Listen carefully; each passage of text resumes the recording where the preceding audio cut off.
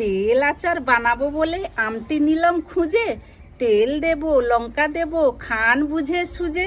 আমের তেল ঝাল আচার ছোট থেকে বুড়ো সবার প্রিয়। প্রথমে আমগুলো ধুয়ে খোসা সমেত আমগুলো কেটে নেব। তারপরে আমে নুন, হলুদ এবং লঙ্কা গুঁড়ো দিয়ে মাখিয়ে রোদে দিয়ে সাথে মশলাগুলো রোদে দিয়ে দেব 8 থেকে 9 ঘন্টা।